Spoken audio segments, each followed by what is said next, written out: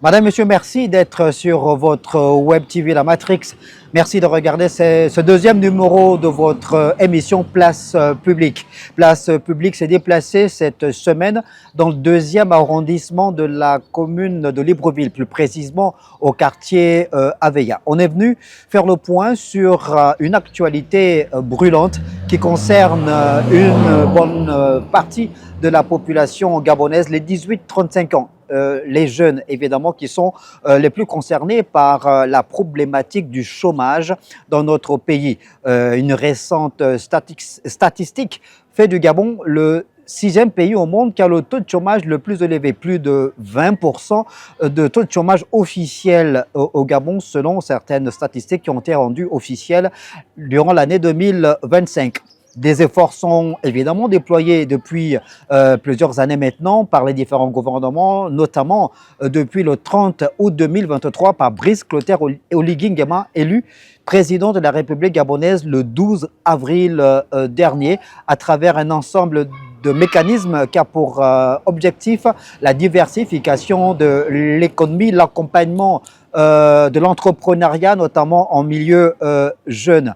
Pour faire le point sur cette question brûlante consacrée donc à la lutte contre le chômage, j'ai le plaisir de recevoir dans cette émission ici à Aveilla le conseiller membre et deuxième vice-président du représentant de la société civile du Conseil économique, social, environnemental et culturel, Geoffroy Fumboula Libeka. Monsieur Libeka, bonjour. Bonjour. Merci beaucoup d'avoir une fois de plus accepté notre invitation. Toujours un plaisir. Merci d'être là, Monsieur Fumboula Libeka. Vous serez dans cette émission interrogé par des habitants du quartier Aveilla, parce que le principe de cette émission Place Publique, c'est de donner la parole aux populations, afin que ces populations-là puissent exprimer leurs préoccupations directement aux personnes, aux ressources, à ces personnes-là qui sont des décideurs et qui peuvent donc avoir le mot juste pour pouvoir répondre aux attentes à travers peut-être une posture pédagogique, une sensibilisation, répondre aux nombreuses préoccupations, aux nombreuses questions que se posent les populations dans les différents quartiers. Et là, nous avons déjà sur le plateau de cette émission Place Publique, Monsieur Prat Moubamba Mbadinga. Il est agent commercial responsable de parc automobile. Monsieur Moubamba Mbadinga, bonjour. Bonjour. Merci beaucoup de prendre votre micro. Bonjour. Bonjour. Merci beaucoup d'être là et de participer évidemment à cette émission. C'est vous qui allez, entre autres, poser des questions à Geoffroy Fumboula Libeka afin de traduire les préoccupations des populations dans les quartiers en lien avec le chômage. Alors, Geoffroy Fumboula Libeka, dans l'introduction de l'émission, j'ai donné quelques statistiques. Des récentes statistiques font du Gabon donc le sixième pays ayant un taux de chômage le plus élevé au monde, avec un taux de chômage officiel estimé à un peu plus de 20%, un chômage qui touche particulièrement les jeunes. On a dit la tranche d'âge qui varie entre 18 et 35 ans. Comment vous analysez ces statistiques? Bon, mais déjà, moi, je vais me pencher dessus pour essayer de mieux les comprendre. Parce que le Gabon, sixième pays ayant le taux de chômage le plus élevé au monde, quand on sait qu'en Afrique, oui. En Afrique, on peut encore relativiser. En Afrique. D'accord. Donc, on va regarder, mais dans tous les cas, le chômage est une réalité qui touche tous les pays, singulièrement le Gabon. Ces chiffres doivent justement nous alerter, doivent pousser les décideurs à adapter des meilleures politiques publiques en matière de lutte contre le chômage. Mais ce serait bien quand même de préciser ce que l'on entend d'abord par chômeur. Parce que le chômeur, en réalité, c'est une personne qui a une qualification et qui a la recherche d'un emploi. C'est pour cela que nous avons des agences comme le PNPE, des organismes comme le PNPE. Parce que quand on dit 30% de taux de chômage, en réalité, on considère ceux qui s'inscrivent au niveau du PNPE. Peut-être que c'est encore plus important que ça. D'où la nécessité pour les citoyens de comprendre le mécanisme. Tu as en quête d'un emploi, tu as une qualification, tu vas t'enregistrer au PNPE. Et c'est en fonction justement des emplois que le PNPE met à disposition à travers ses partenaires que l'on évalue le taux de chômage. Je prends un cas simple. Si on dit par exemple qu'il y a 100% de personnes qui ont déposé des dossiers au PNPE et qu'on a pu insérer que 70, on dira le taux de chômage, en fait, il est de 30%. Donc, c'est juste une idée en matière de statistiques. Bon, le chômeur, c'est d'abord celui-là. Celui qui n'a pas de qualification, qui d'une part n'a pas de qualification, ou même qui a une qualification mais qui n'est pas à la recherche d'un emploi, est un inactif. Tous les inactifs ne sont pas forcément des chômeurs au sens juridique, même si la conséquence est la même. Même si la conséquence est la même. Monsieur Moubamba Mbadega, après ces explications de Geoffroy Kombola Libeka, quelle question voulez-vous lui poser? J'ai d'entrée de jeu préparé un petit questionnaire pour les adresser à Monsieur Geoffroy concernant le chômage au sein de la cité. Et le CS a pour mission de conseiller sur les politiques sociales et économiques. La question que je viens poser est de savoir quelle évaluation indépendante a été faite sur la fiabilité concernant les 163 000 emplois qu'avait annoncé le président de la République. Bon, comme vous l'avez dit, en fait, le CS a pour mission d'adopter des avis, donc de préparer des avis sur des thématiques bien spécifiques, de recueillir les besoins des populations et d'établir des rapports, des études et autres. Mais le CS n'a pas pour mission d'évaluer. Donc le suivi-évaluation n'est pas de la compétence du CS. Mais je vais répondre toutefois à cette interrogation parce qu'il y a beaucoup qui reviennent là-dessus. Alors moi j'ai répondu à une personne qui m'a posé la question dans un autre contexte. Le président a promis 163 000 emplois. J'ai dit d'accord, on a tous suivi cette déclaration. Cette déclaration avait été faite dans quel contexte? Voilà le contexte. Le port en eau de Mayumba, les travaux du chemin de fer vont produire 163 000 emplois. La question que je pose, est-ce que les travaux du chemin de fer ou bien du port en eau profonde ont démarré? Non. Pourquoi? Parce qu'en réalité, Brad, même si vous demain vous êtes responsable d'un ministère, les statistiques que vous donnez le sont en fonction des partenaires. Si vous êtes par exemple une entreprise et que vous dites, bon, moi je vais venir construire au niveau d'Aveya un immeuble de 15 étages, cet immeuble va permettre de trouver aux jeunes d'Aveya 100 emplois. Toi, quand on t'apporte cette information, et quand tu viens parler de l'immeuble, tu donnes également l'information qu'il y aura 100 emplois à travers cet immeuble. Mais la question que je me pose, et qu'on se pose tous, si l'immeuble n'est pas réalisé, est-ce qu'il peut avoir les 100 emplois? Non. C'est la même réalité avec les 163 000 emplois. Ces 163 000 emplois sont endossés sur des projets qui n'ont pas encore vu le jour. Donc ça veut dire que ce n'était pas une vaine promesse, c'est ça? Non, ce n'est pas une vaine promesse parce que ces promesses d'emploi sont liées directement à des projets. Tel projet va réaliser tant d'emplois, mais cette statistique, ce n'est pas le président qui s'assoit dans son bureau. On dit voilà 163 000 emplois. Chaque entreprise qui a le marché vient dire, moi vous me donnez ce marché-là, je vous donne sur ce marché tant d'emplois. Tel autre marché, si vous me l'accordez, ça va créer tant d'emplois. Le président, quand il fait son discours, vient dire sur les marchés qui vont être enclenchés, la somme des emplois promis par les entreprises, les investisseurs, s'élève à tant. Ça fera 163 000. Malheureusement, je comprends, parce qu'il faut faire beaucoup de pédagogie aussi. Malheureusement, beaucoup ont entendu ça comme étant 163 000 emplois dans un tiroir et que le président devait... voilà. Donc c'est un peu ça, Brad, par rapport à la question que tu poses. J'ai une seconde question. Ma question suivante est celle-ci.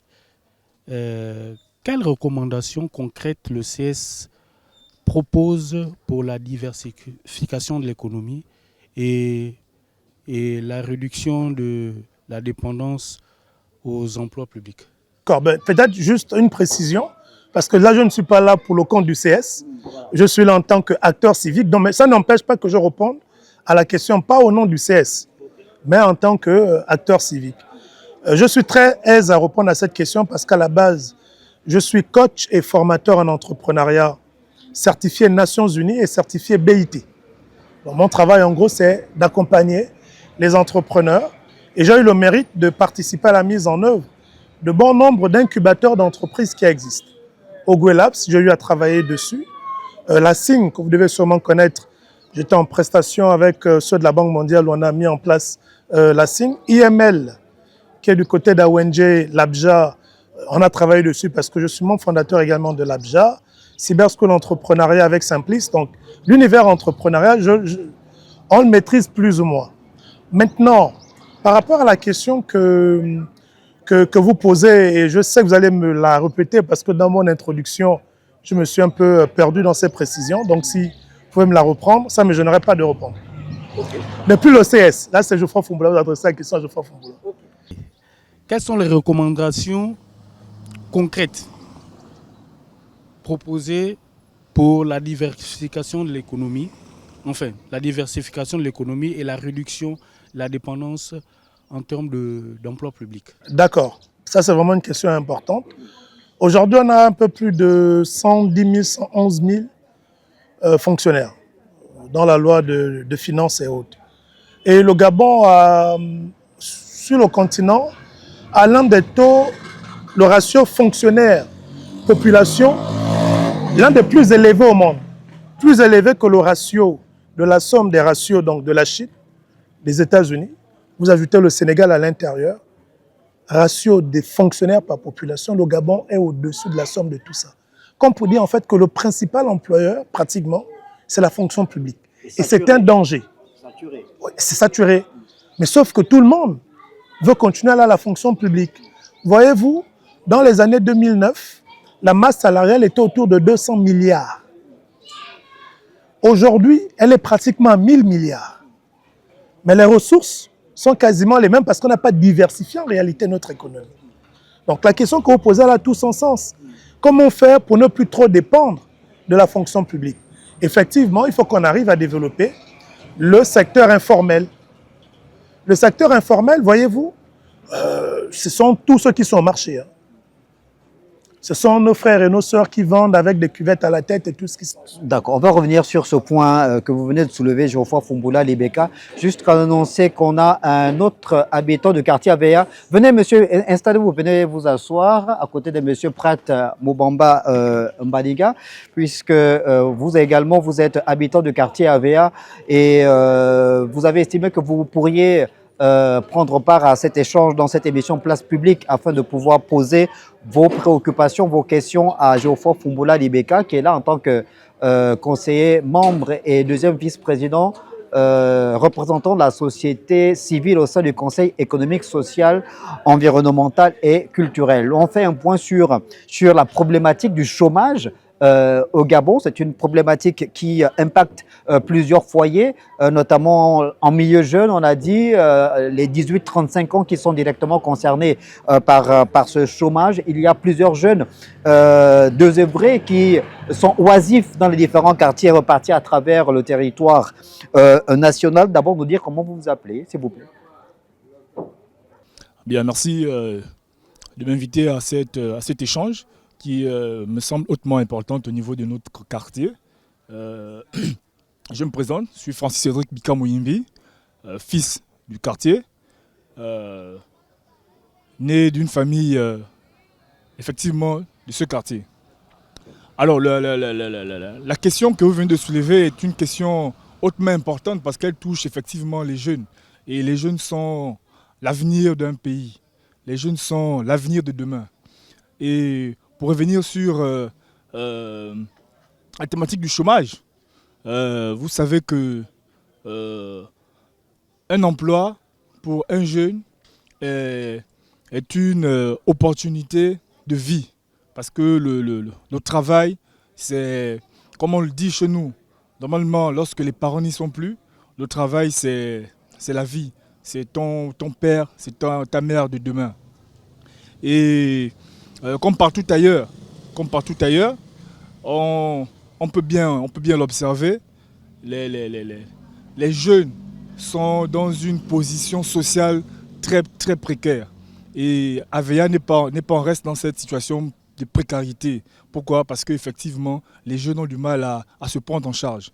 Les jeunes... Vous allez, je vous coupe pas, vous allez revenir tout à l'heure, nous dire à Geoffroy Fumula Libeka, donner quelques exemples des situations très difficiles que vivent les populations de quartier AVEA, notamment les jeunes. Vous êtes surtout là pour poser directement vos questions à Fumula Libeka, c'est le principe de l'émission. Donc tous les deux, vous allez chacun poser des questions prêtes à commencer. Et toi, tu pourras également poser tes préoccupations, hein, poser tes questions à Geoffroy Fumula Libeka. Donc oui, on était sur... Sur Brad, bon, maintenant, là, je vais répondre concrètement et directement. Ouais. Alors, comment résoudre cette question? On est d'accord qu'il y a trop de... La fonction publique est saturée. On est parti de 200 milliards de masse salariale dans les années 2010-2011. Aujourd'hui, nous sommes pratiquement à 1000 milliards, avec des ressources qui sont quasiment restées stables parce qu'on n'a pas diversifié l'économie. Bon, pour la question de la fonction publique, OK. Il y a la question maintenant du privé. Au niveau du privé, il faut justement que l'on adapte nos cursus de formation aux besoins du marché. La réalité, c'est que les formations et les cursus qui sont les nôtres sont quasiment les mêmes depuis des décennies, au point où on ne se forme plus pour avoir une compétence, mais on se forme pour avoir un diplôme. Pour espérer être intégré à la fonction publique, parce que c'est à la fonction publique qu'on intègre en fonction des diplômes. Ça fait que les gens ne recherchent plus la compétence. On veut être en licence, en être en catégorie B, B1, on veut être en doctorat pour être en A1. Ça devient alors qu'il y a tout un vivier en matière d'opportunités, ce qui fait qu'il y a un gros décalage entre ce que les entreprises recherchent sur le marché et ce que nous, en tant qu'État, à travers notre système éducatif, déversons chaque jour sur le marché. Donc il faut là une véritable adéquation. Formation-emploi qui rentre et qui soit en phase avec les réalités actuelles. Ça, c'est pour les apprenants, et ceux qui ont une qualification. Maintenant, on a ceux qui n'ont pas de qualification, qui peuvent être des autodidactes. La plupart de nos frères ouest-africains qui font tourner notre économie, ils n'ont pas eu besoin d'un diplôme pour être boutiquier, pour faire ceci, pour faire cela. Mais là encore, même pour cette catégorie de personnes, elle veut être en sécurité. Quel est le cadre qui est proposé? Au Gabon, on a des textes. Malheureusement, ces textes ne sont pas suffisamment appliqués.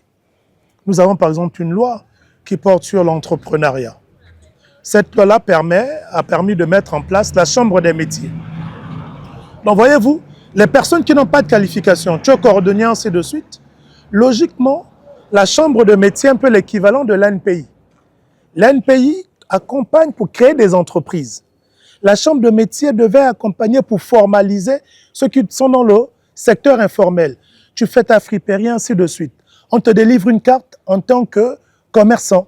Avec cette carte, tu peux aller cotiser à la CNSS, tu peux aller justement cotiser à la CNAMGS, ainsi de suite. Mais c'est un dispositif qui n'existe pas encore parce qu'on ne creuse pas suffisamment sur comment capitaliser au niveau du secteur informel. Je vous ai suivi avec une attention particulière. Vous avez posé le problème de l'éducation, formation, emploi. Je pense que c'est une question qui est toujours d'actualité depuis plusieurs décennies.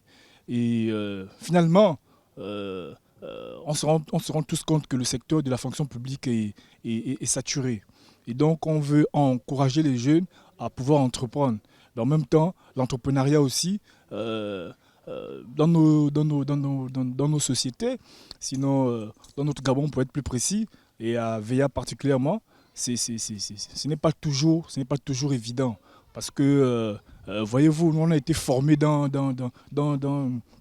un système où, pour notre génération surtout, les parents nous disaient d'aller à l'école pour pouvoir espérer avoir un emploi. Donc pour rester dans le système un peu traditionnel, c'est-à-dire qu'on va à l'école, on obtient des diplômes et à la fin de la formation, normalement, on est censé avoir de l'emploi. Mais malheureusement, il se trouve que de nos jours, c'est un système qui devient un peu caduc.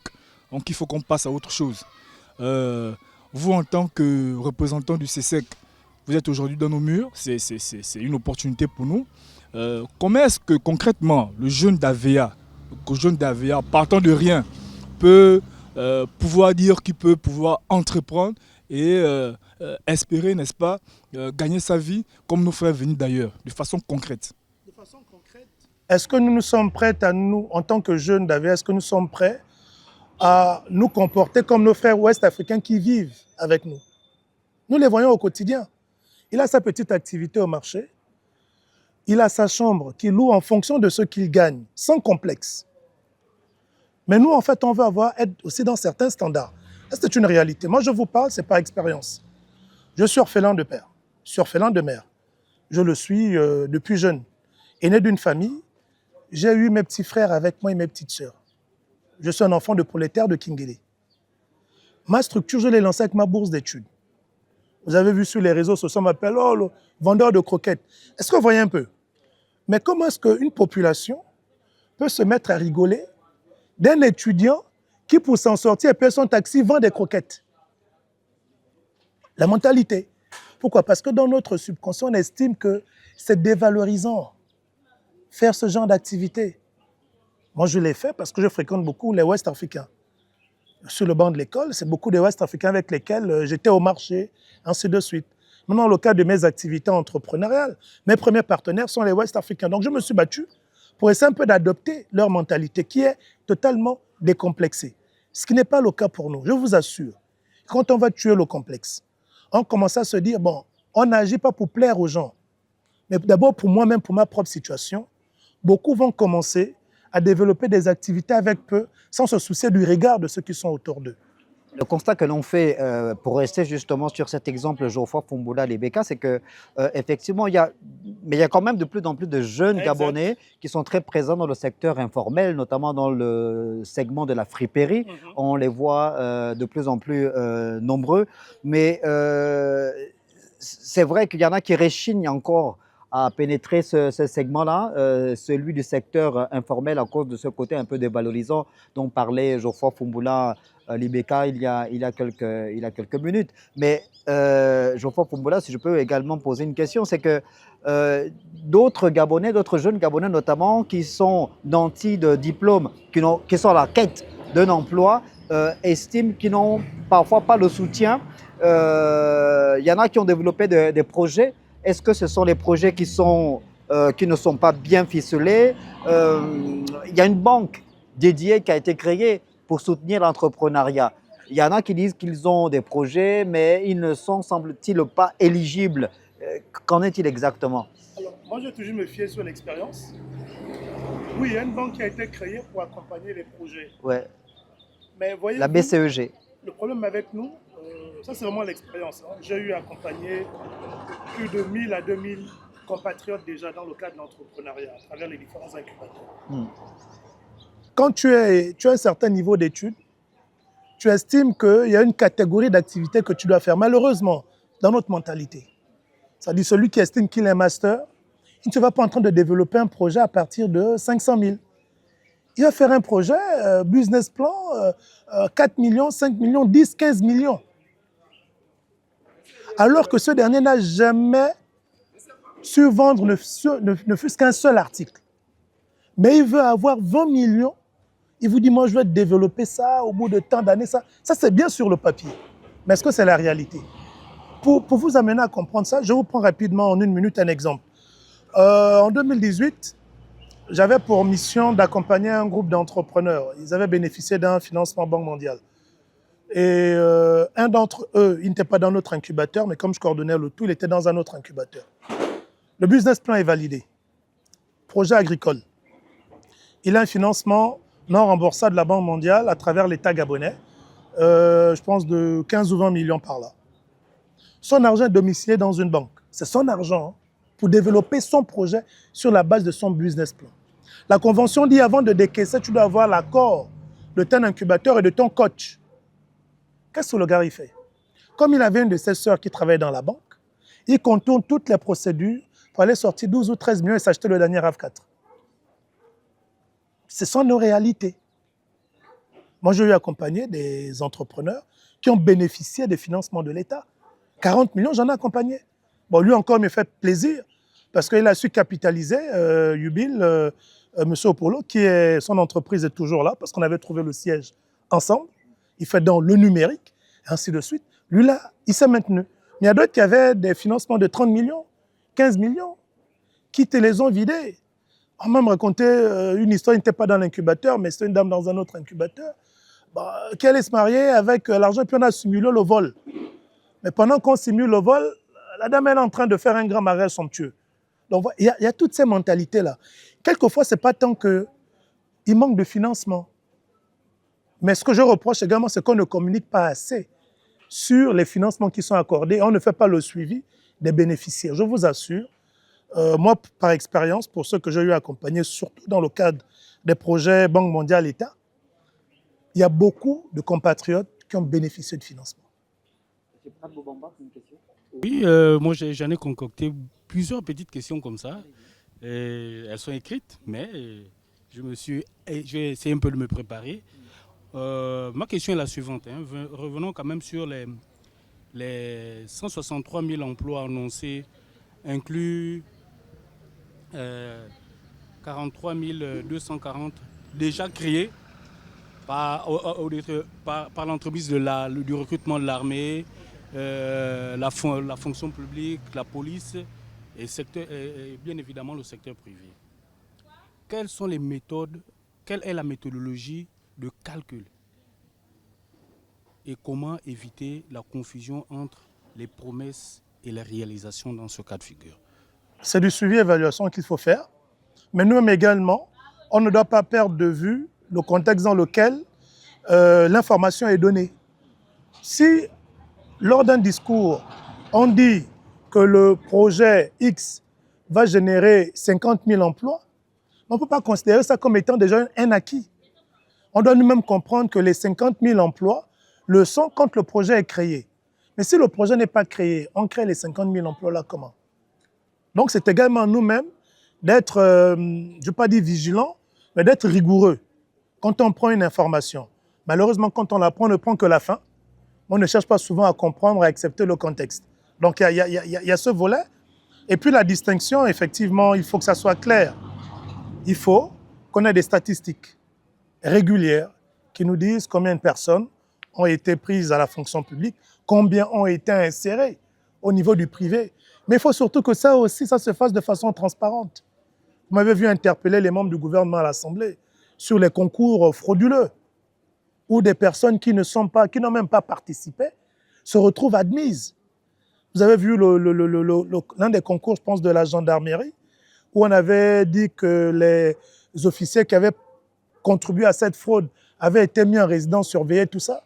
Mais jusqu'à présent, qui a donné la suite? Donc, il y a toutes ces réalités-là. Je pense que quand il y a une opportunité d'emploi, elle doit profiter à tous les Gabonais. Il faut qu'on arrive à rompre avec ces réseaux où chacun mène le dossier de son parent pour l'insérer. Il faut qu'on mette en place des mécanismes de transparence.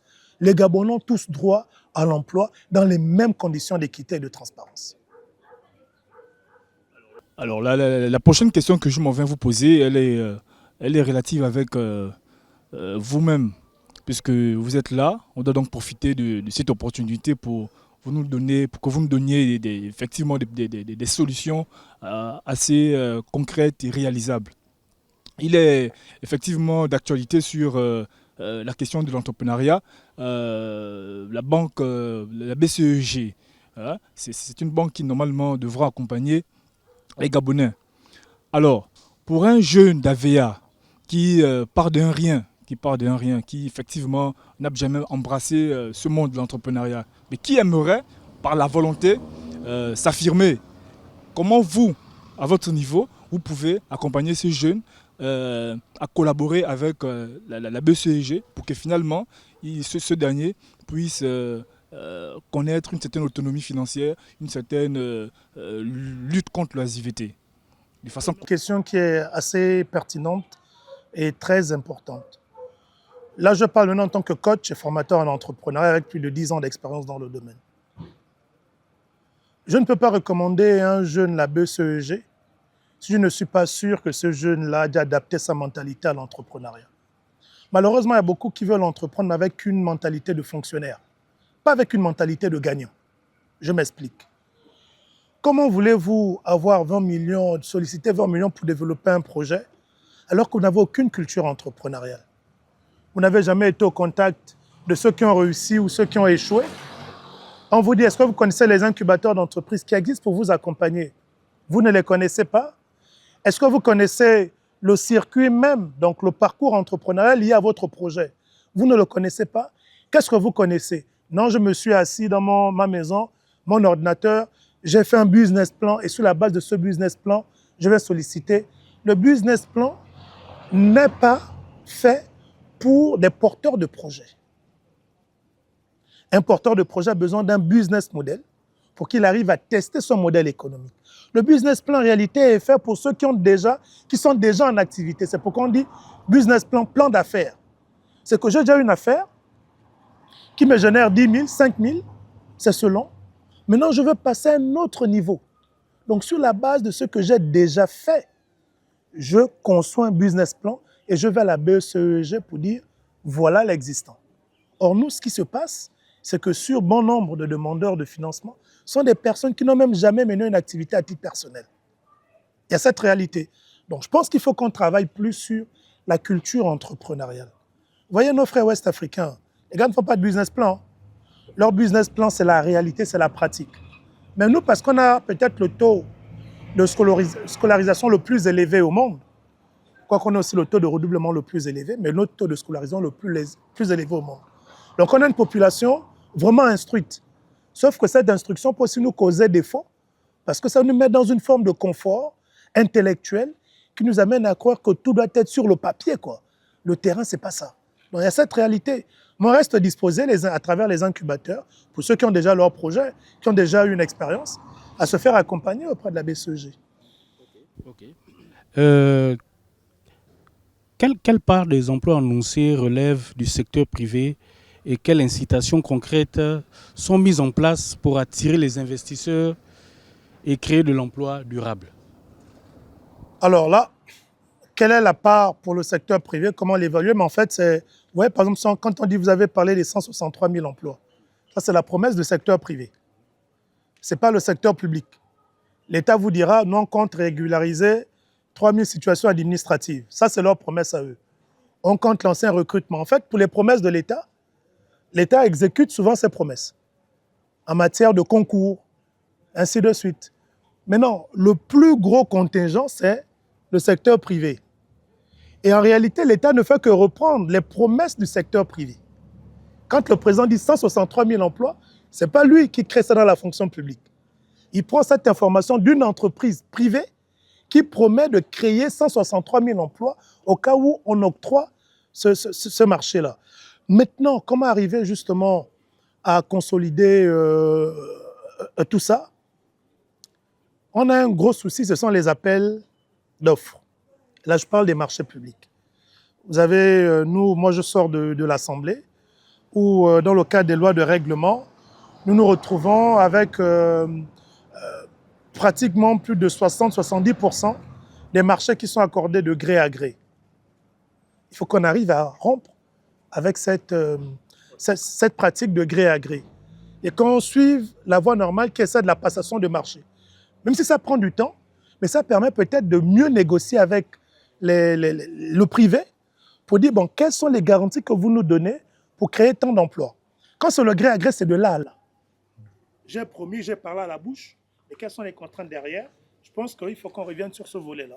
Geoffroy Fumbola Lebeka, on est en train de parler du secteur privé. On sait évidemment que ce secteur privé-là joue un rôle majeur dans la confection du budget de l'État, puisqu'on sait que plus de 80% du budget de notre pays est adossé aux exportations des hydrocarbures et des matières premières. Et le gouvernement, évidemment, depuis plus d'une dizaine d'années maintenant, a lancé une politique de diversification de son économie, d'ailleurs, qui nous a permis de pouvoir, à des moments où le monde est secoué par des conjonctures économiques, à pouvoir être résilient. Selon vous, dans le domaine lié à la diversification de l'économie, quels sont les secteurs qui restent à davantage explorer justement pour trouver des niches d'emploi? Si on parle par exemple du secteur du tourisme au Gabon, le Gabon est un pays à vocation touristique par rapport à son potentiel forestier, les écosystèmes, les aires protégées, tout ce qu'il y a dans notre pays dans ce domaine-là. et tous les différents corps de métiers qui peuvent exister justement dans le secteur touristique, par exemple.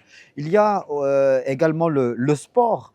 Le sport, au-delà de la pratique du sport en tant qu'athlète, il y a des métiers connexes liés au sport. Est-ce que vous ne pensez pas que ce sont justement des secteurs qui peuvent aider à pouvoir trouver de l'emploi? Exact, exact. Ce sont des secteurs effectivement qui sont sources d'emplois, qui ont un gros potentiel, mais à condition que ces secteurs-là soient effectivement structurés. On parle de la diversification. Effectivement, il faut qu'on arrive à pousser les entreprises qui ne font que dans l'extraction des matières premières à aller au deuxième niveau, qui vise la transformation. Et vous avez vu que c'est l'un des challenges aujourd'hui que l'État a avec la Comilog sur la transformation au niveau local du manganèse. Parce que le manganèse qui est produit est directement exporté. Et quelquefois, dans beaucoup de matières premières exportées, on a malheureusement des terres rares, quelquefois, on a même quelquefois d'autres matériaux à l'intérieur qui sortent du cadre. Je prends un cas simple, sans vous dire on va exporter le fer de Belinga à l'état brut. Qu'est-ce qui ne fait pas dire que dans ce fer-là, il y a du diamant, il y a de l'or, il y a de ceci, il y a de cela. Ce qui fait que pour une matière qui est exportée, quand ça arrive au pays, quand eux ils font le tri, de ce lot-là, ils peuvent sortir plusieurs autres matières. D'où la nécessité de tout transformer sur place pour qu'on puisse récupérer ce qui doit l'être et on envoie ce qui doit l'être. Et vous voyez que si on arrive à mettre en place ce mécanisme-là, ce sont effectivement des opportunités d'emploi qui se créent. Mais quand ces opportunités se créent, il faut aussi qu'à côté, on ait des écoles qui préparent des techniciens dans ce domaine-là. On a combien d'écoles aujourd'hui, par exemple, qui préparent dans tout ce qui est transformation des matières ferreuses. Quand on a un potentiel comme Banyaka, on a un potentiel comme Belinga. C'est là que maintenant qu'on a parlé d'une première raffinerie pour l'or, qui est en construction. Alors qu'on sait que du côté d'Ikobé et bien d'autres, on a des tonnes, je veux dire ça comme ça, d'or qui sortent, mais qui ne sont pas déclarés. Ikobé, Mikébé et tout ça. Donc, il y a toutes ces réalités. Il faut qu'on arrive à structurer, à industrialiser. De fil en aiguille de nos échanges, on se rend tous bien compte que le problème en termes d'entrepreneuriat relève beaucoup plus pour nous les Gabonais en général, et surtout pour nous les jeunes qui sont dans les quartiers précaires, relève au niveau du mindset, donc de la mentalité. Avec votre expérience toujours, parce qu'effectivement vous êtes désormais une personne pour laquelle nous pouvons prendre exemple, vous avez relevé dans vos propos que vous aviez mis en place une activité des croquettes. Alors, comment est-ce que nous, en tant que grands frères, et avec vous, et bien évidemment, pouvions amener le plus grand nombre de jeunes à comprendre la nécessité de ne plus avoir à faire un focus sur l'unique sortie au niveau de la fonction publique, parce qu'effectivement, trop rester là-dedans, le système devient maintenant un peu comme congestionné, et donc il faut effectivement qu'on passe à autre chose, dont la voie qui s'ouvre à nous là, c'est l'entrepreneuriat. Mais comment amener ces jeunes-là à pouvoir changer de mentalité pour qu'on embrasse concrètement ce côté-là qui reste fortement prometteur? Continuer à sensibiliser et s'assurer qu'autour de soi, nous-mêmes, des gens soient des modèles pour les autres. Moi, j'ai beaucoup de jeunes avec lesquels je travaille depuis des années, hein. D'aucuns qui sont à leur compte, mais vraiment décomplexés. La première des choses, c'est d'enlever à la tête que le diplôme fait de vous ce que vous êtes. Il y a beaucoup qui gagnent leur diplôme de façon honnête. Il y a d'autres là qui le gagnent avec la fraude. Donc le diplôme ne reflète pas forcément qui vous êtes.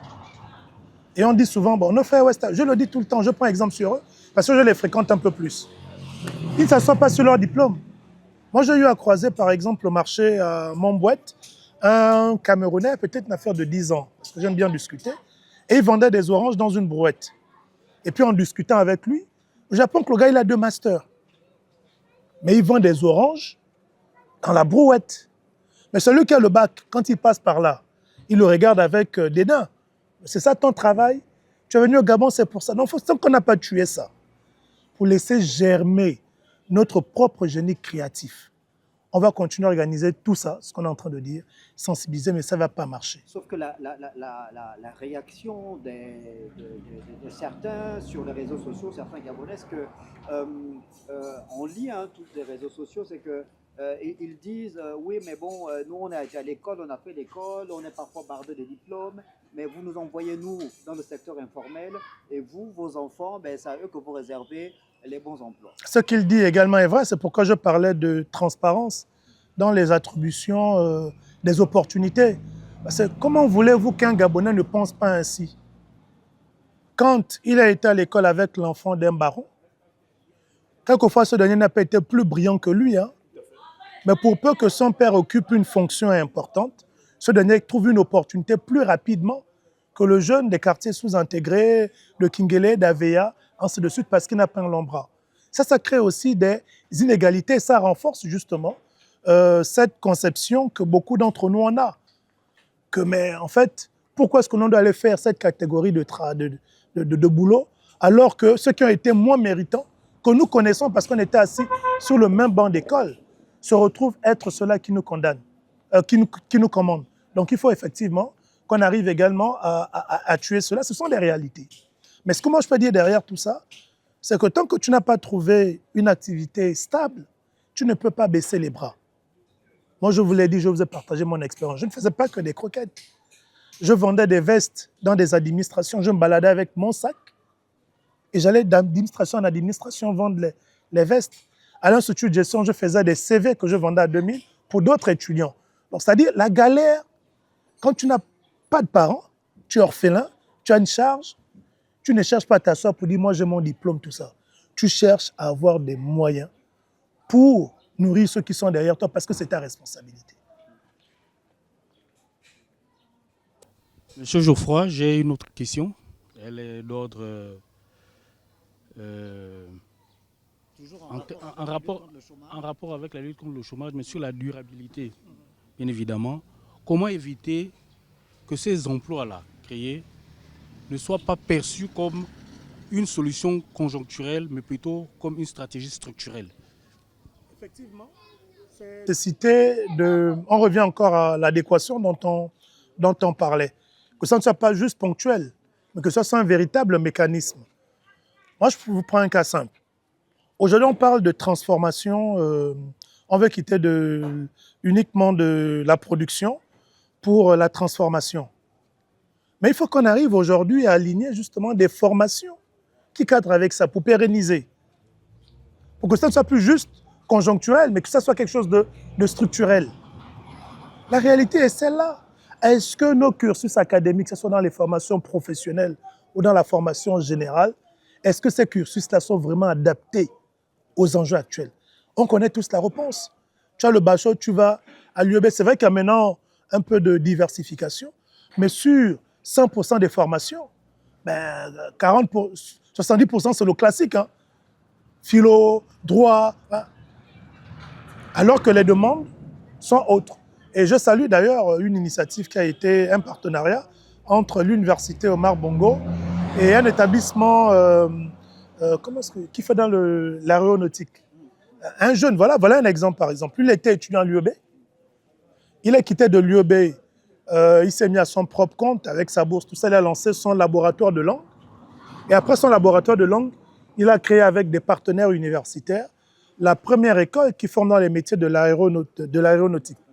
C'est ça, non? Oui, exactement. Voilà, donc, comment on l'appelle encore? Epicazo, le jeune. Voilà. Et il a signé un partenariat avec l'UEB, où l'UEB a envoyé dans son établissement des diplômés pour se reconvertir dans les métiers aéroportuaires. Donc voilà des personnes qui avaient des diplômes, mais qui en réalité ne savaient pas quoi faire parce que la demande sur le marché est haute. Donc je pense qu'il faut qu'on aille plus dans ce genre de partenariat, que ce soit structurel. On comprend bien que à la seule personne que vous êtes, vous ne pouvez pas effectivement régler le problème du chômage au Gabon. Il est donc nécessaire et impératif que l'État qui nous gère, l'État qui nous gouverne, notre mère nation, puisse mettre des mécanismes afin que nous puissions sortir de la situation que nous sommes en train de connaître actuellement. Puisque le chômage au Gabon est toujours à 2 chiffres, ce qui, en réalité, quand on regarde le sous-sol national, ça ne devrait pas être le cas. on devait pouvoir euh, parler d'un taux de chômage à un chiffre au Gabon. C'est possible. Et donc, comment pensez-vous que l'État puisse effectivement accompagner ces jeunes de façon concrète, parce il faut rester dans le concret. On est longtemps resté dans la littérature, on a longtemps parlé, et nous les jeunes d'aujourd'hui, et certainement de nos petits frères qui viendront derrière nous, il faudrait qu'ils aient un miroir. On ne veut plus rester dans la logique où on pense qu'il faut attendre qu'on ait un bras long, un nom ici, un nom qui sonne des cloches par là, pour espérer intégrer aussi bien la fonction publique que le secteur privé. Alors quel est le mécanisme à l'heure où on parle de la modernisation, de la mondialisation, par exemple de la numérisation et la digitalisation des emplois, comment est-ce que l'État peut effectivement mettre un mécanisme pour encourager et amener le plus grand jeune, surtout des quartiers précaires, à s'auto-prendre en charge. Et je voudrais quand même revenir sur quelque chose qui est important, ça me vient à l'esprit, la question de l'intelligence artificielle aujourd'hui. C'est une opportunité que, n'est-ce pas, les pouvoirs actuels peuvent saisir afin d'orienter les jeunes à se former dans ce domaine-là. Parce que on est un peu actuellement menacé par ce nouvel outil-là. Est-ce que l'État ne peut pas mettre des politiques dans ce sens? Et à côté de ça, lorsqu'il y a un jeune qui sort des quartiers précaires, il serait nécessaire de communiquer et de sensibiliser davantage pour que ça puisse faire école à celui qui reste dans son coin, qui est un peu sceptique, peut-être qu'il a un projet, il ne veut pas sortir, il est un peu perdu dans un univers où il a plein d'opportunités.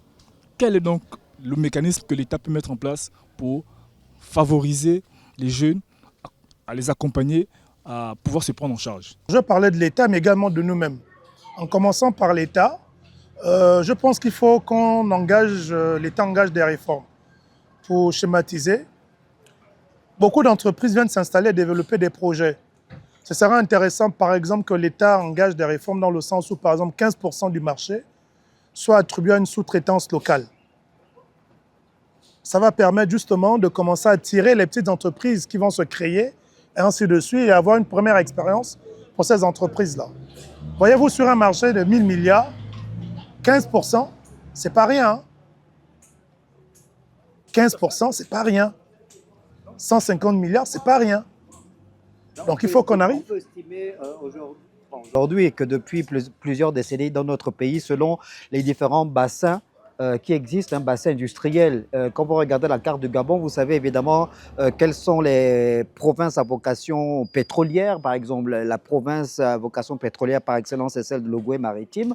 On trouve évidemment les principaux gisements de pétrole. Si vous allez les minerais, vous allez dans le Haut-Ogooué, à Mwanda, à Komuf, Mounana à l'époque.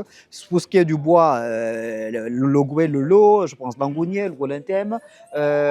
Pour ce qui est de l'EVA, c'était dans la province du Wolintem. Et souvent dans ces différents bassins-là, ces différentes régions, selon le type d'activité qui était menée, il y avait effectivement la main-d'œuvre locale qui bénéficiait justement des emplois parce que bon, ça se faisait là. Et là, aujourd'hui, avec la province de la Nyanga et l'exploration prochaine du potassium, de la potasse, donc la potasse, il y a le marbre du Séroussou, du Séroussou, voilà.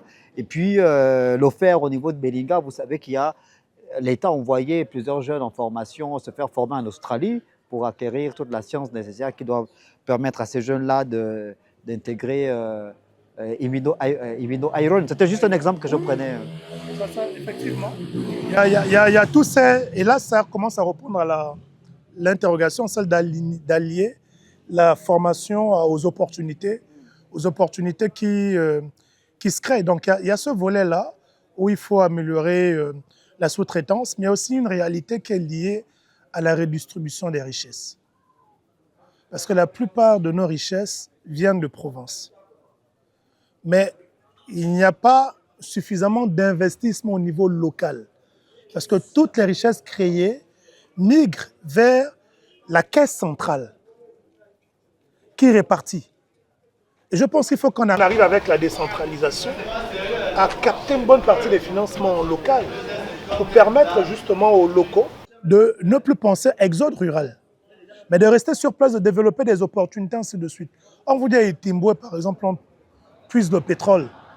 Mais logiquement, Itimbwe doit être comme le Texas aux États-Unis. Qu'est-ce qui peut expliquer que Port-Gentil soit dans cet état alors que... Voilà, donc il y a toutes ces réalités. Il faut qu'on pense inversement. Il faut que l'État central lâche un peu, surtout avec la décentralisation, pour qu'une bonne partie des richesses créées en local puissent rester au niveau local et que les collectivités locales puissent disposer des fonds qui vont permettre aux habitants au niveau local de développer des projets. Avant que Prat ne nous pose sa question, pour rester justement sur la chute de votre argumentaire à Geoffroy Fombola Libeka, vous parliez de décentralisation, de collectivités locales évidemment, puisqu'on sait que l'actuel gouvernement dont le chef est Brice Clotaire Oligui Nguema, parce qu'il est président de la République, chef de gouvernement, a mis en place un comité national de décentralisation qui est composé de plusieurs ministères techniques qui travaillent donc de façon transversale. En parlant de décentralisation, le problème, par exemple, le rôle, les mairies. On est là dans le 2e arrondissement de la commune de Libreville, on est au quartier Avea dans le 2e arrondissement de Libreville. Aujourd'hui, on voit qu'il y a une résurgence du phénomène d'insalubrité dans Libreville avec ces monceaux d'immondices qui à nouveau enlaidissent l'image de la capitale gabonaise. Est-ce que les mairies, au nom de la décentralisation, ne peuvent pas davantage travailler avec les populations, les jeunes dans les quartiers, justement pour trouver des mécanismes à aider à la collecte des ces ou dans le domaine de la pré-collecte dans les quartiers, parce qu'on sait que il y a des quartiers évidemment populaires avec un relief accidenté, il faut sortir les ordures ménagères pour les emmener sur les voies principales. La pré-collecte, est-ce que ça ne peut pas aussi être un sillon à exploiter dans ce domaine? Ce sont des sillons qui peuvent être exploités, mais à condition que les mairies aient les moyens qui s'y est. Si on prend le cas de la commune de Libreville, les mairies d'arrondissement dépendent de la mairie centrale. Elles n'ont pas de budget d'investissement en tant que tel. Or, l'idée de la décentralisation, c'est de faire en sorte que même au niveau local, au niveau de l'arrondissement, chaque mairie puisse disposer d'un budget pour prendre en charge les besoins de sa circonscription. Réparer les toitures des écoles qui s'envolent. On n'a pas besoin de l'État ou bien du ministère de l'Éducation nationale. C'est la mairie qui devait le faire. Mais pour que la mairie de l'arrondissement le fasse, il faut bel et bien que cette mairie-là puisse disposer d'un budget, ce qui n'est pas le cas. Le budget investissement est géré par le maire central. Parce que toutes les mairies dépendent de la mairie centrale. Donc, il faut vraiment qu'on arrive à matérialiser la décentralisation. Et je pense que quand on va arriver à atteindre cet objectif de décentralisation réelle, on va commencer à avoir des opportunités germer dans nos circonscriptions. Encore une question de Prat Moubamba. Oui, effectivement, moi je voudrais revenir sur la question des richesses au Gabon. Le Gabon était un pays naturellement riche.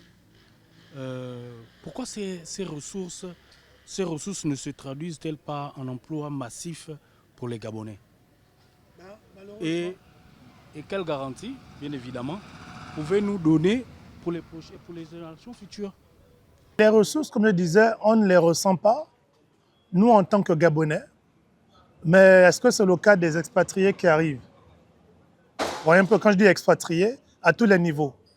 On parle des hommes d'affaires qui reviennent avec leurs projets, ainsi de suite, à coups de milliards, qui deviennent milliardaires.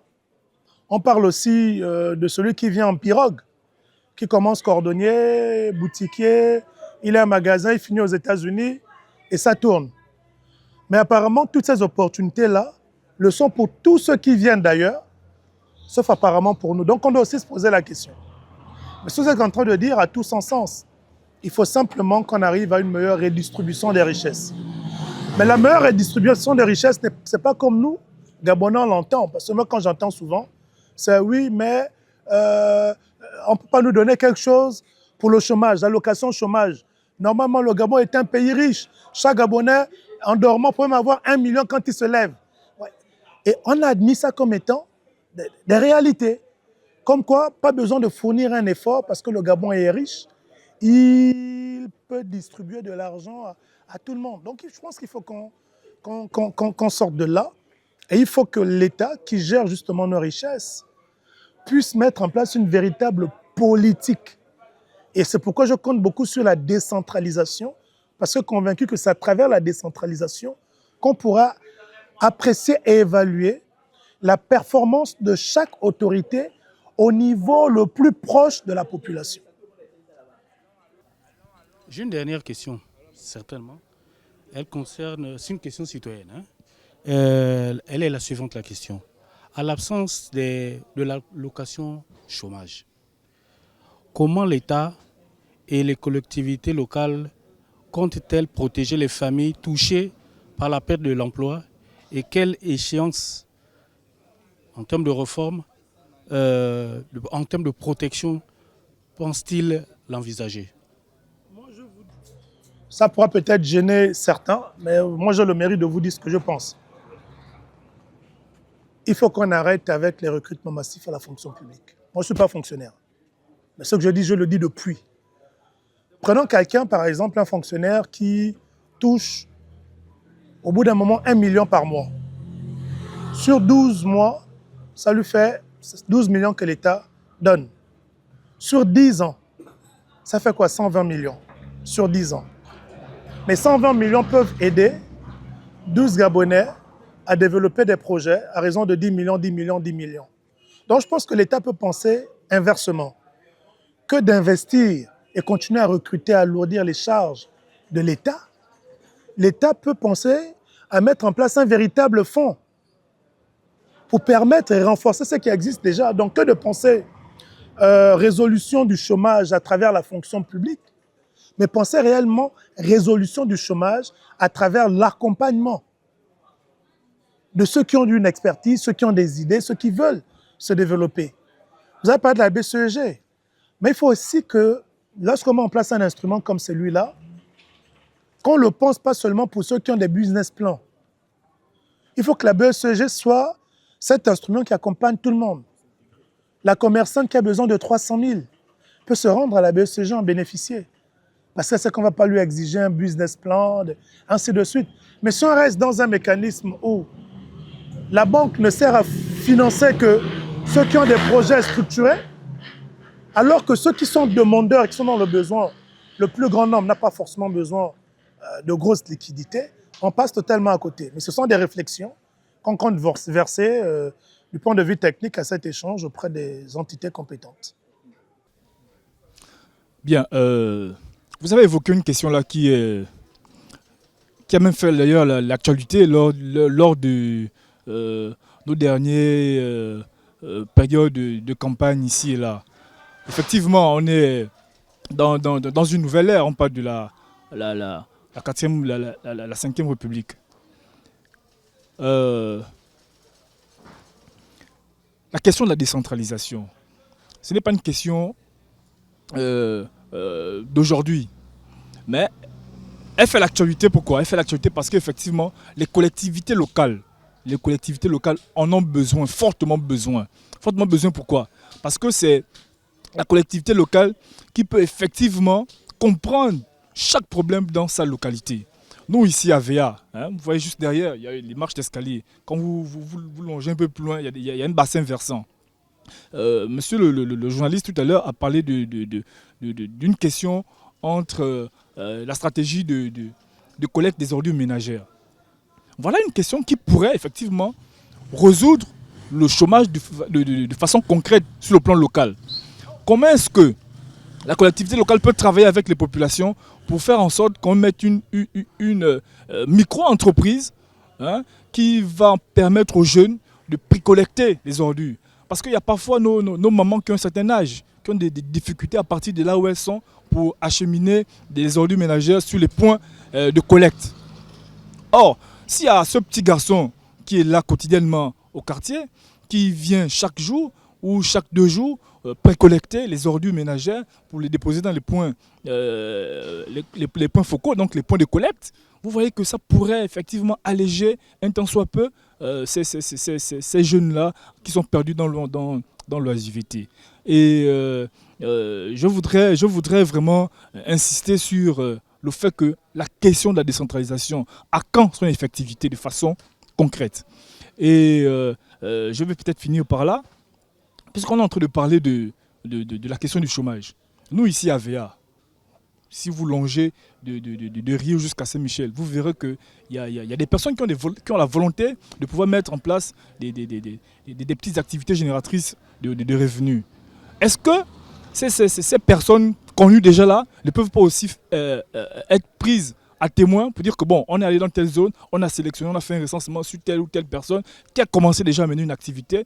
On va voir comment est-ce qu'on pourra renflouer sa caisse pour pouvoir faire grandir cette dernière, pour pouvoir effectivement ressentir un peu un soutien, soit de la collectivité ou sur le plan étatique. Donc c'est en même temps une proposition, mais surtout mon souci c'est à quand l'effectivité de la décentralisation. La décentralisation, l'effectivité commence à se faire ressentir parce que c'est au niveau des textes.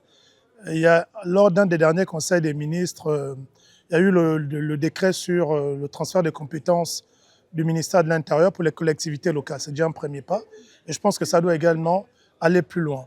Sur, par exemple, la pré-collecte des ordures. Là, on est entre nous. On est là à VA. Parlons sérieusement. On a plus de 1000 foyers ici. Un foyer qui donne même par mois 1000 francs pour collecter les ordures, la personne qui le fait à 1 million. Est-ce que vous connaissez un jeune ici à VA qui fait ça? On est entre nous, sérieusement. Parce que, justement, le développement qu'il a fait, là, je parle cas pratique. Qui empêche aux jeunes d'AVA, eux-mêmes, de coaliser, de s'organiser pour faire de la pré-collecte? Qui empêche? Et de demander, par exemple, par foyer, 1000 francs ou 2000 francs par mois. Mais, beaucoup vont vous dire, ils ne peuvent pas faire ce genre. Est-ce qu'ils sont venus là, c'est pour ça? Vous voyez que ça revient toujours au niveau de la mentalité. Vous imaginez un jeune Gabonais qui a son bac et puis qui fait la pré-collecte des ordures. Beaucoup vont trouver ça dévalorisant. Mais le jeune Malien, même s'il est diplômé au Camerounais, tant qu'il sent qu'il y a un potentiel, lui, son argent n'a pas d'odeur. Il va se lancer là-dessus. Donc, vous voyez qu'on revient encore une fois de plus toujours sur la mentalité. Nous-mêmes. À côté de ça aussi, l'État a sa part, mais nous-mêmes aussi on a nos parts. Vous savez, bon nombre, je passais par plein ciel là, on m'a montré une maison, en tout cas c'était tout un bâtiment, qui fait dans les locations et autres, on peut exposer des corps ou organiser des mariages. Mais non, mais ce sont les Bamlékés. C'est la personne qui me la présente, mon oncle qui me présente un investissement des voisins. C'est, comme je t'allais les chercher, on allait un deuil, mais là, ce sont ceux qui sont derrière. Je dis quoi? Ceux qui sont derrière la maison en planche. Et oui, c'est leur investissement, les Bamlékés, ils ont leur tontine, et ils ont fait... Je dis quoi? Quand on arrive à la maison, votre maison est la leur, on va dire c'est pratiquement le jour et la nuit. Mais l'investissement qu'eux ils ont à l'extérieur, moi je n'en revenais pas parce que j'étais loin d'imaginer que ceux que je vois sont dans des maisons en planche ça depuis 10 ans. 20 ans, on a grandi là, ils sont dedans. Serrés, sont ceux-là qui ont des investissements aussi énormes. Vous voyez la mentalité. Ils acceptent, justement, ils travaillent ensemble. Ils ne sont pas dans l'extravagance. Nous-mêmes, on se connaît, un bon Gabonais. Tu as tes 500 000 balles, là, tout le quartier sait que tu as 500 000. Ça pète de partout. Tout le monde sait que là, tu es gain.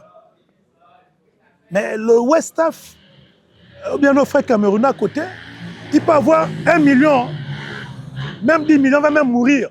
C'est quand il va mourir, quand il va venir prendre le gars, on dit « Oh, le gars, il est mort, donc il avait tout le gain avec ça. » Donc c'est une question aussi de mentalité. Ça ne remet pas en cause le fait que l'État doit investir, oui, mais je vous assure, sinon on n'a pas changé de mentalité. Même si l'État investit des milliards, ça va se volatiliser comme ça. C'est d'abord notre mentalité. Alors, il nous reste moins de 5 minutes, hein. Il nous reste peut-être 3 minutes avant de mettre un terme à ce bel échange, à à cette émission. Une dernière question tous les deux. Vous avez encore des questions? Non? Ou on conclut, je pose une question si ou c'est terminé. Vous avez une question encore, des préoccupations, des propositions? C'est bon? Vous avez fait le tour de la question? J'ai fait le tour de la question. Ben d'accord, ben vous avez fait le tour de la question et on va demander à Geoffroy Fumboula Libeka que vous avez reçu ici, chez vous, dans votre quartier à AVA, son ressenti, comment il a trouvé, comment il trouve le concept, celui d'aller dans les quartiers, faire le tour des quartiers, échanger avec les habitants des quartiers, surtout donner l'opportunité aux Gabonais eux-mêmes de poser des questions directement, de faire des propositions aux personnes ressources. Vous voulez dire quelque chose, Prat Moubamba Madinga? Oui, effectivement, vous me tendez même là la perche, de peut-être pouvoir dire quelque chose avant que M. Fumboula ne puisse entériner, ne puisse conclure autant pour moi. C'est par là l'occasion pour moi de remercier déjà l'émission. Place publique. Moi, là, c'est la première fois que je...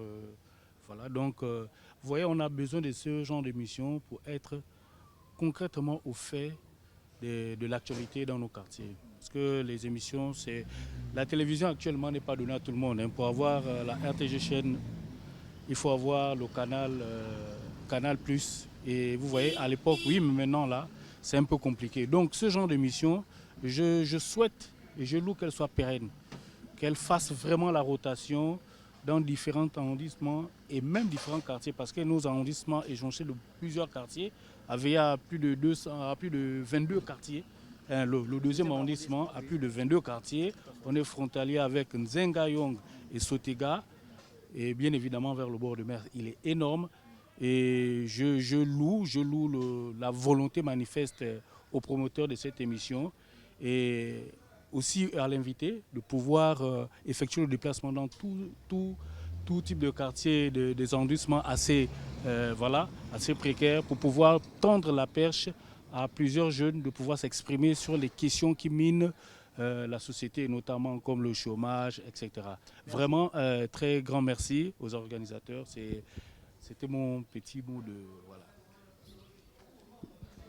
Monsieur Bika Mouyimbi. Ouais. Merci, mais pour aller dans le même sens de ce que mon aîné ici vient de souligner, on va pas inventer la roue, on ne va pas redire ce qui n'existe pas.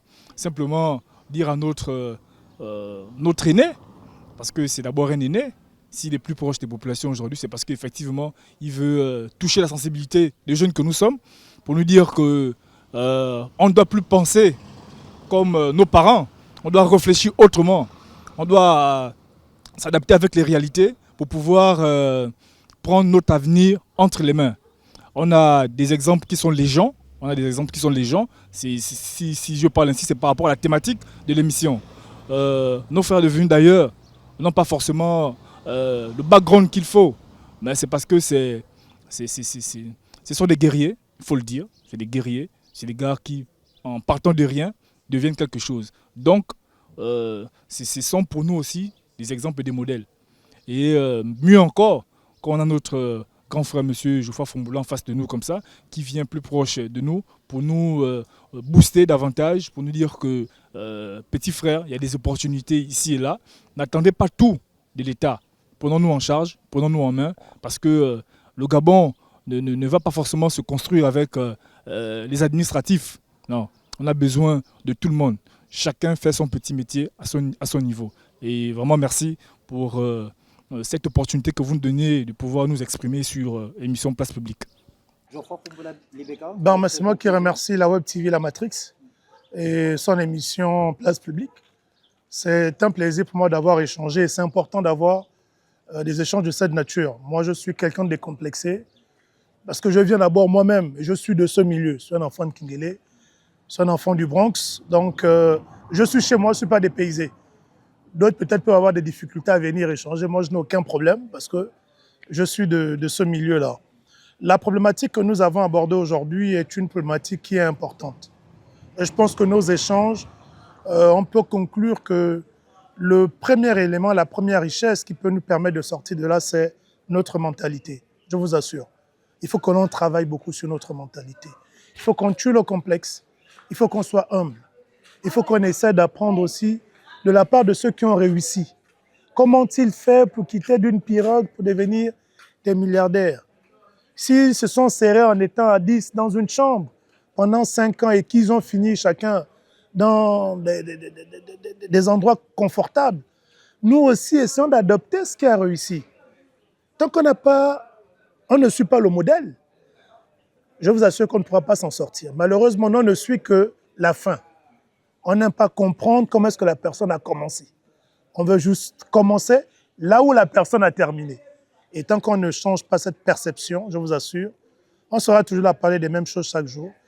Et on va se plaindre du chômage pendant que nos frères expatriés vont continuer à s'enrichir chez nous, devant nous, pendant que nous, on se plaint du chômage, eux, ils prennent notre argent pour aller bâtir leur pays avec. Geoffroy Foupoula Libeka, merci beaucoup. Merci d'avoir accepté l'invitation de la Web TV La Matrix. Merci d'être venu ici, dans le 2e arrondissement, au quartier Aveya. Merci d'avoir échangé avec ces 2 jeunes, Prat Mubamba Mbadiga, agent commercial responsable de parc automobile, et de Frankie Bika Mouyimbi, qui ont donc été ces 2 jeunes de quartier Aveya qui vous ont entretenu, qui vous ont posé leurs questions, leurs préoccupations et qui ont parfois fait même des propositions. La problématique était axée sur la question du chômage ou de la lutte contre le chômage, notamment en milieu jeune. Merci beaucoup de nous avoir regardés. On se retrouve sur la Web TV La Matrix dans un autre quartier de Libreville pour aborder d'autres thématiques, d'autres questions qui préoccupent donc les populations gabonaises. Merci et à nous revoir très bientôt sur la Matrix Web TV.